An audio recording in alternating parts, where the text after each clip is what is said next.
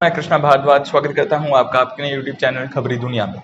जैसा कि आप सब लोग जानते ही हैं कि आगमनी विधानसभा 2022 के चुनावों को मद्देनजर रखते हमारे रिपोर्टर्स अलग अलग जगहों में चुनावी चर्चा में लगे हुए हैं। इसके माध्यम से यूपी के लोगों का इसके प्रति क्या मूड है, ये जानने के लिए हमारे साथ जुड़िए और जानिए कि किसके हाथ आएगी सत्ता और किसके हाथ आएगी सरकार।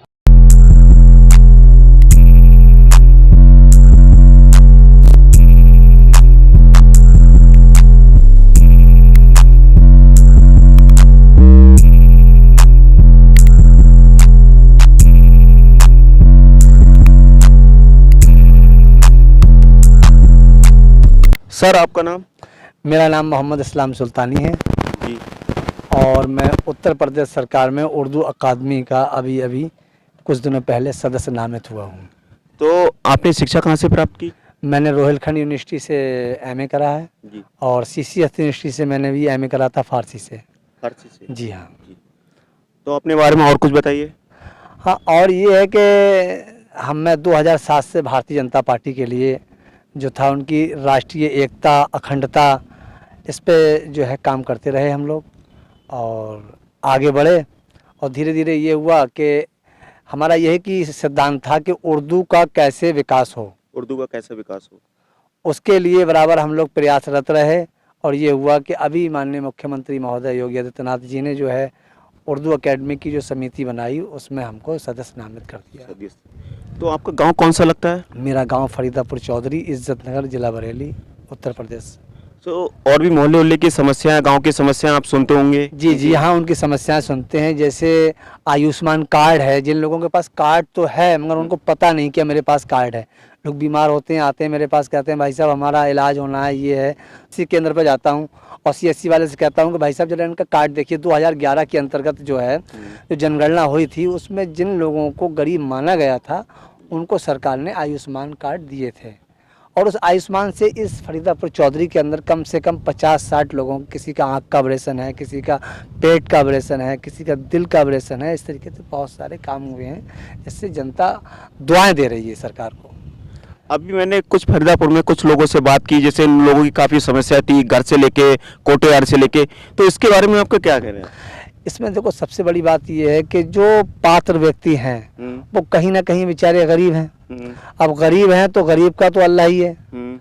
अब उनका क्या होता है, जो सर्वे करने वाले आए उन्होंने क्या करा कि सर्वे में इधर उधर देखा पात्र वाले को नहीं देख पाए। वो पात्र वाला चौके वो मजदूरी करने चला गया, रक्षा चलाने चला गया, कहीं ना कहीं भैंस चराने चला गया, कहीं ना कहीं चला गया वो। अब उसका कैसे क्या हो, फिर वो वहाँ रह जाता है। जो वहाँ प्रॉपर रहने वाले लोग हैं वो उसका फायदा ले लेते हैं। तो आपने उनकी कंप्लेंट नहीं की? उनकी कंप्लेंट मैंने डूडा परियोजना अधिकारी को कहा है कि आप इस पर थोड़ा संज्ञान दीजिए, इस पर एक बार जांच। पहले मुख्यमंत्री को एक मोहम्मद अतीक नाम के हैं, उन्होंने मुख्यमंत्री पोर्टल पर डाला था, उस पर उसकी जांच भी हुई थी। अब दोबारा जो है फिर हम इसको देंगे कि कहीं कोई ऐसी दिक्कत है तो वो उनकी बहाल होना चाहिए और उनको मकान मिलना चाहिए। और इसकी एक समस्या और भी थी, कोटेदार लेके। कोटेदार ऐसे है कि किसी का 30 किलो 27 किलो दे रहे हैं, जहाँ पे 80 रुपये, वहाँ 120 रुपये ले रहे हैं। तो इसके बारे में? इसके बारे में ऐसा है कि हम अभी तो जिला आपूर्ति अधिकारी से नहीं मिले हैं, ना हमारे पास ऐसी कोई सूचना थी। अब सूचना आई है तो जिला आपूर्ति अधिकारी महोदय से मिलेंगे और कहेंगे कि इस कोटेदारों को आप निर्देश करिएगा कि जितना 5 किलो प्रति यूनिट पे जो मिलता है वो पूरा दीजिएगा, क्योंकि आप पैसा कोटेदार को दे रहे हैं बांटने का। ऐसा नहीं है कि कोटेदार को पैसा दे नहीं रहे हैं आप, या केवल ये होता जनहित में वो बांटता होता तब सही था। जब पैसा वो ले रहा है सरकार से तो इनको कम क्यों दे रहा है, उनके खिलाफ कानूनी कार्रवाई होना चाहिए। इलेक्शन के बूथों के मामले में ये है कि ये वार्ड नंबर 28 के अंदर 9 बूथ आते हैं, जिसमें 3 बूथ जो हैं वो रेलवे कॉलोनी प्राइमरी पाठशाला के अंदर आते हैं। 290 आता है, 291 आता है, 292 आता है। और फरीदापुर चौधरी के अंदर शिकारपुर चौधरी का एक बूथ 282 है, वो आता है।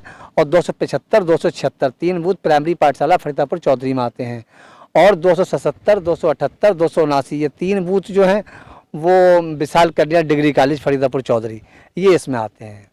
एक चीज़ और भी सुना है कि हमने सुना है कि आप सुबह सुबह भैंस को या गाय को सब लोग चारा यहाँ पे चारा खिलाने आते हैं या उनको नहवाते हैं, दिखाते हैं। तो इसके बारे में आप सुबह सुबह मॉर्निंग में पद भी है आपके पास, सब कुछ है? देखिए, मैं राष्ट्रीय गौ सेवा प्रकोष्ठ मुस्लिम राष्ट्रीय मंच उसका राष्ट्रीय सह संयोजक हूँ। गौ सेवा के लिए काम करता हूँ, गाय माता की सेवा के बारे में बताता हूँ, ये बताता हूँ कि अल्लाह के नबी मोहम्मद सल्लल्लाहु ताला अलैहि वसल्लम ने फरमाया कि गाय के दूध में दवा है, मक्खन शिफा है और उसके गोश्त में वबा है। जिसको हम नबी को फॉलोवर्स मानते हैं, नबी ने फरमाया कि उसके गोश्त में वबा बीमारियां हैं, तो हम बताते हैं कि इससे आप दूर रहिएगा। राष्ट्र की एकता अखंडता के लिए इस पर काम करिएगा, दूध पीजिएगा, मक्खन खाइएगा, सेहतमंद रहिएगा। और गौ सेवा जो है ये हमारे आबा व अजदा यानी हमारे दादा परदादा से होती चली आई है, इसलिए परंपरागत से हम उस काम को निभाते चले आए हैं।